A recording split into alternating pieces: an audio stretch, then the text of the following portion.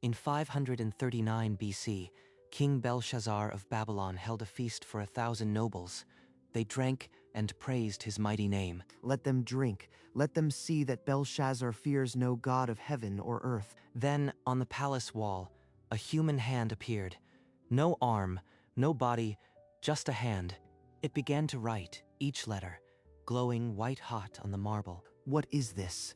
A hand with no body, writing on my wall. King Belshazzar's face turned pale as death, his knees knocked together under his royal robe. 1,000 nobles sat paralyzed, their goblets frozen midair. The music had died. Someone read it. Bring every magician in the empire, now. But no sage, no astrologer in Babylon could utter a single syllable of the burning script. 4 words scorched into the marble, words no living man could read. Mene, Mene, Tekel, a parson. Hours earlier, as the Persian host encircled Babylon, Belshazzar threw a feast for 1,000 nobles. Let Cyrus and his army shiver in the fields. My walls have never been conquered. He was king of the greatest empire the world had ever known. Babylon, the jewel of nations. These nobles worship me like a god. Why should I fear the god of a defeated people? To prove his supremacy, he sent for the sacred vessels stolen from Jerusalem's temple. Bring the golden cups from Solomon's temple. We will drink to the gods of Babylon. Servants carried in heavy gold and silver goblets, consecrated to the God of Israel. Your God did not save Jerusalem from me. Tonight, his holy vessels will serve our feast. The nobles cheered, lifting cups to lips. Yet a cold silence seemed to press against the windows. Belshazzar raised a golden chalice, the sacred artifact trembling in his hand. To the gods of gold and silver, bronze and iron, wood and stone, behold the power of Babylon. The hall erupted as 1,000 nobles drank from the holy vessels, mocking the name they once held sacred. No fire from heaven, no angel of death. Their god is nothing but a tale. But the air grew heavy. Torch flames bent as though fleeing an unseen presence. Drink. Let every man in Babylon know that no foreign god can challenge our empire. Laughter turned hollow. The wine curdled on tongues. A nameless weight pressed against every chest. Why are my hands shaking? This is my palace, my feast. One noble dropped his cup. Another stared at the wall as if shadows were gathering. You afraid of a dead god's cups? Pour more wine. Then, from the far end of the hall, a gasp cut through the revelry like a knife. The wise men of Babylon huddled in confusion, their scrolls and star charts useless before the burning letters. The Queen Mother pushed through the frozen nobles, her eyes fixed on the glowing script. Belshazzar, my son, what terror has seized this house? Who can read these words? No one. Not one magician, not one astrologer can decipher this curse. My whole kingdom is mute. There's a man in your kingdom, an exile from Judah, in whom the spirit of the holy gods resides. Your grandfather trusted him. A Hebrew. His people's vessels are our drinking cups.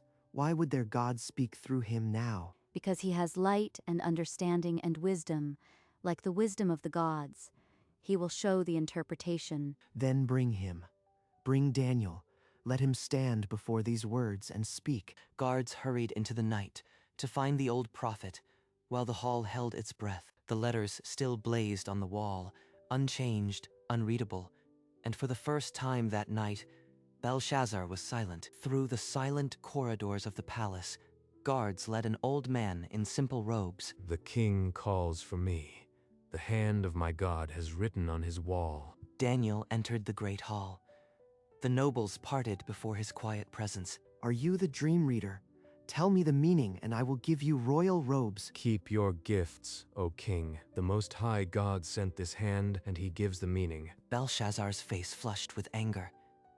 A Hebrew had refused him before the whole court. Then speak.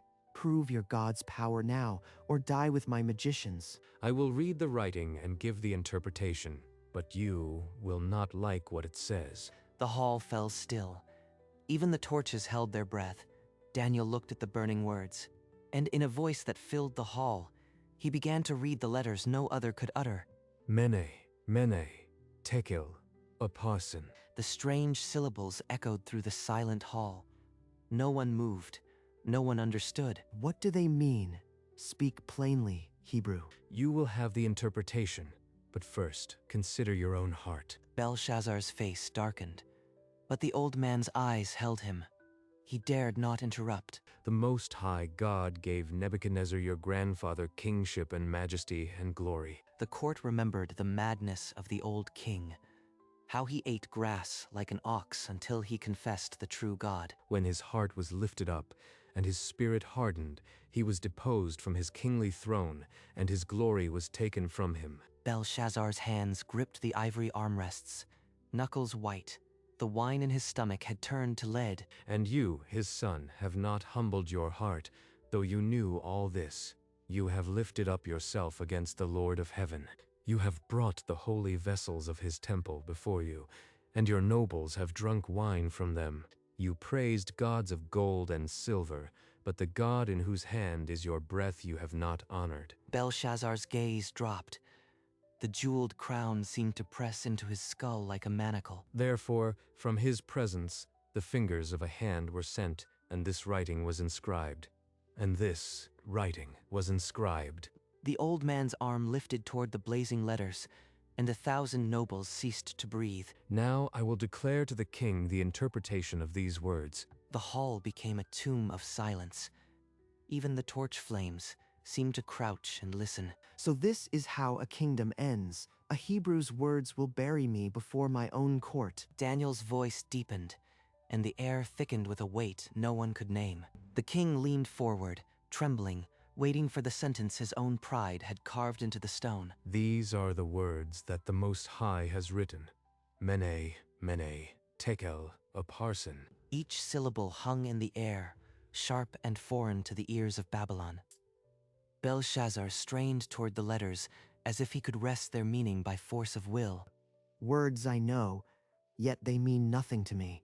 Why speak in riddles? They are not riddles, O king. They are a divine measurement, but the measure is not in gold. The nobles exchanged terrified glances. The old Hebrew was still withholding the final blow. Then measure me.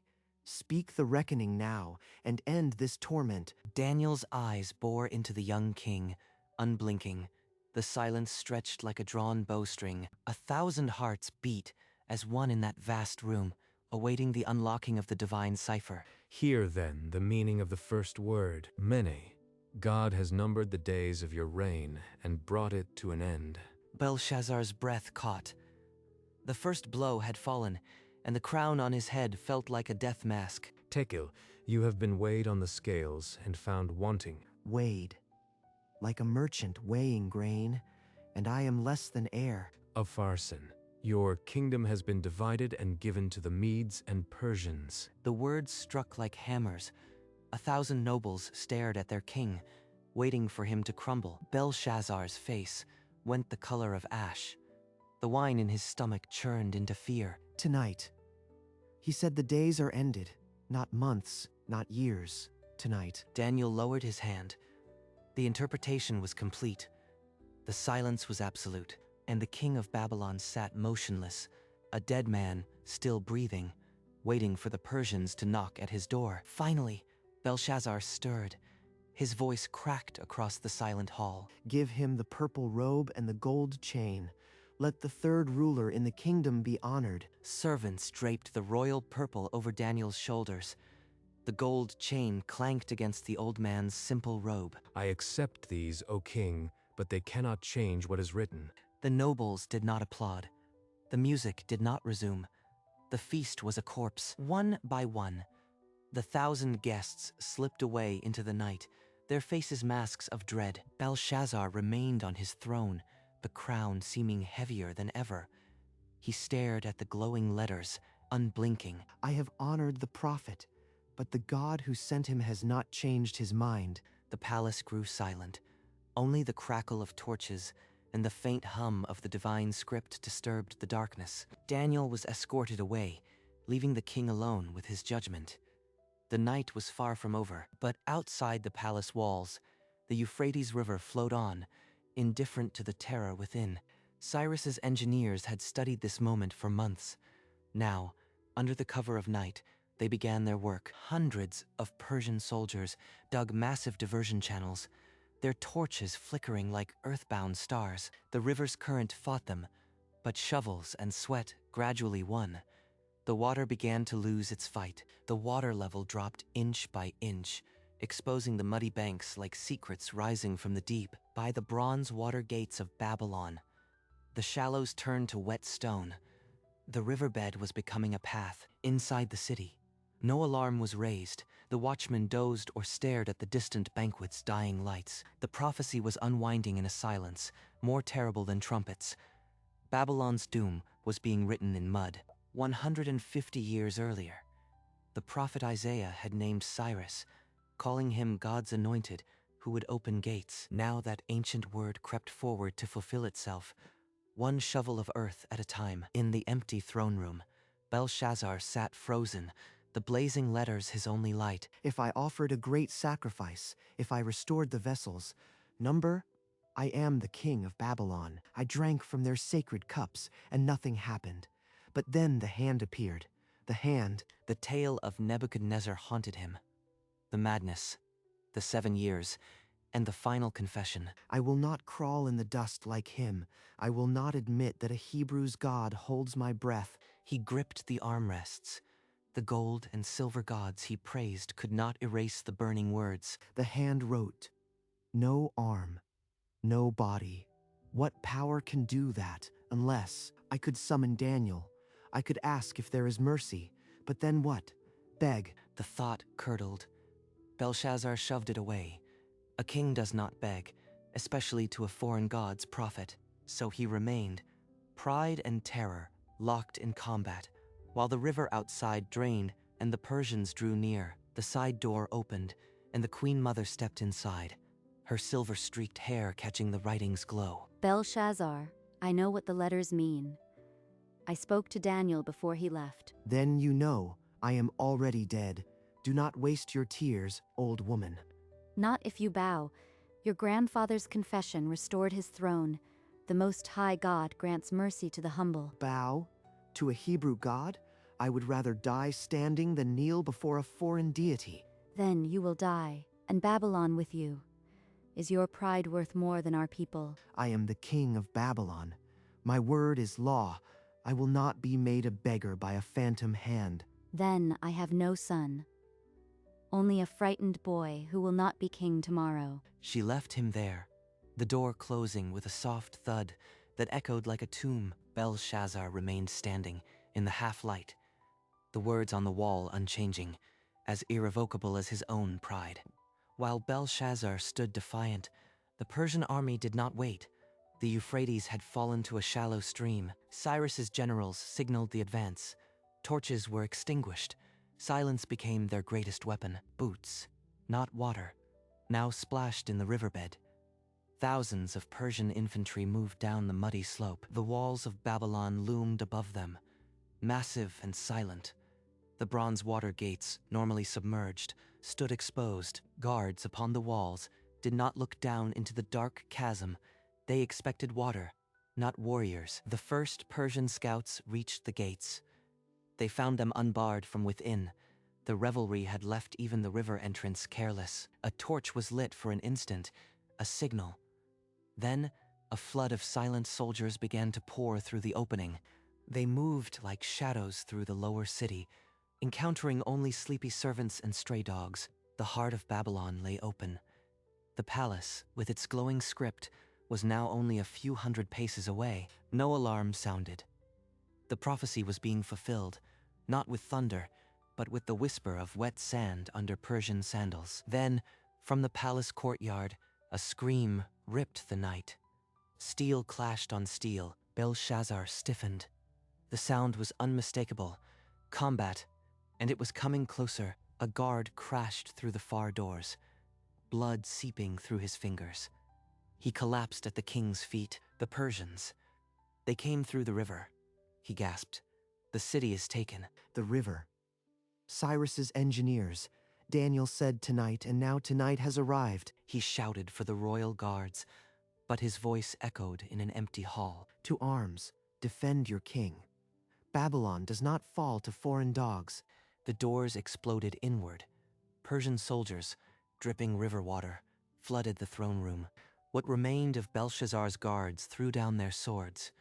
A few fought, only to be cut down in seconds. Belshazzar stood alone, snatching up a fallen blade.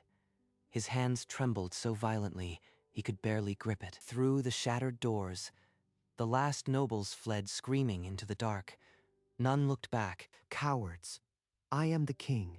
Stand with me. But the words on the wall burned brighter now, as if feeding on his despair. My gods gave me nothing. These cups, this gold, they are deaf and mute. Persian soldiers formed a semicircle, their swords dripping, their eyes devoid of mercy. Then come, Persians. Take my kingdom if you can. I am no servant to a foreign god. His voice cracked. The blade felt like a boulder in his trembling hands. This is the end of the empire, the end of my name. The writing told the truth. He backed against the throne, his royal robes soaked with sweat and wine. The night was not yet over, and the hand's sentence had one final word to write. The Persian captain gestured sharply. 20 spearmen raised their blades and edged forward. Belshazzar lifted his sword one last time. The blade shook like a leaf in a storm. A soldier lunged. The king's desperate parry clanged. Then another spear thrust from the left. Cold iron bit into his side. Belshazzar gasped, his legs buckling under him. He toppled onto the throne, the jeweled crown spinning away into shadow. The fiery letters on the wall flared one final time, then began to dim. That same night, Belshazzar, king of Babylon, was killed. The hand's message was completed. The Persian soldiers stepped over his body and took possession of the palace. The empire that had defied the Most High God lay broken, just as the writing had said. Silence returned to the throne room, broken only by the drip of water from Persian armor across the city. The news spread like a flood. The king was dead, and the Persian host held the palace. There was no great battle. Babylon's massive walls, which Belshazzar had trusted, never fired an arrow. Cyrus had entered Babylon without a siege, exactly as the God of Israel had declared long before, over a century earlier. The prophet Isaiah had spoken a specific name, Cyrus. He wrote that God would open doors before him, that gates would not be shut. That very night, the bronze gates of the Euphrates had stood open before the Persian army. Isaiah had also written that God would give Cyrus treasures hidden in darkness. Now the sacred vessels of Jerusalem lay in Persian hands, ready to be returned to their rightful place. The God who had numbered Belshazzar's days and weighed him on scales had also prepared a deliverer, decades before the feast. Babylon had fallen in a single night, and the hand's message stood inscribed forever in history. In the days that followed, the elderly prophet Daniel was summoned before Cyrus. The king had heard of the man who interpreted the writing, and he sought his counsel. The God who wrote on the wall has given you this kingdom, O king. Cyrus, impressed by his wisdom, honored Daniel and gave him a place in the new empire. Daniel stood on a balcony, overlooking the palace where the hand had appeared. Mene, Tekel, a parson. Every word came to pass exactly as foretold. The man who had refused royal reward from Belshazzar now wore Persian robes, but his faith had not changed. He had seen the downfall of pride and the faithfulness of the God of Israel, and the record of his life would stand as a testament for generations to come. The hand had vanished, but its message endured forever. Dawn crept across the empty throne room, touching the silent marble and cold ash where 1,000 nobles had feasted. Only silence remained. The music was a ghost. The jeweled crown lay in the dust, its owner gone into a night with no mourning. The words written by a disembodied hand had proven true in every syllable. Pride had been weighed and found wanting. An empire built on arrogance had crumbled in hours, not by might of armies, nor by superior weapons, but by the decree of the Most High God. The king who refused to bow before heaven was himself cast down before a slave-born invader. And Daniel, the faithful exile, outlived 2 empires because he served a king who never falls. The hand has long since vanished, but its message still echoes. In the end, every kingdom will be weighed, and every heart will give account. Morning light now filled the throne room, revealing every crack and stain of the night's violence. The scar on the wall remained, not a wound, but a signature of the one who holds the scales. Belshazzar's throne stood empty, not because a soldier had taken it, but because God had revoked the lease. What the banqueters had mocked, the morning declared true. There is a king above all kings. The hand that wrote those 4 words never appeared again in Babylon. But the inscription it left behind outlasted the empire, engraved in a book that still speaks. Every age has its Belshazzar, every kingdom its feast of arrogance, and to every age, the same hand still writes. The days are numbered, the heart is weighed. The throne of Babylon became a perch for dust, but the word of God remains unbroken. And so the night that began with a cup of defiance ended with the silence of a cup of wrath. The ruin of Babylon's throne room has long since turned to dust, but the story does not rest in the grave of empires. The hand that once wrote on marble now writes in memory, in conscience, in the quiet moments when no one is watching. Every feast of pride still echoes with the same unholy toast, and every proud heart still stands under the same divine scales. But the mercy that reached Nebuchadnezzar in the wild also offered itself to Belshazzar in the hall and was refused. The difference was not in the size of the sin, but in the posture of the heart. One humbled himself, the other lifted himself. The God who numbered Belshazzar's kingdom has also numbered the steps of the humblest servant, and neither escapes his eye. So the feast of Belshazzar is not merely a distant relic. It is a mirror held up to every soul that hears the story. The handwriting is still on the wall, not in flaming letters, but in the pages of a book that outlasts all crumbling empires.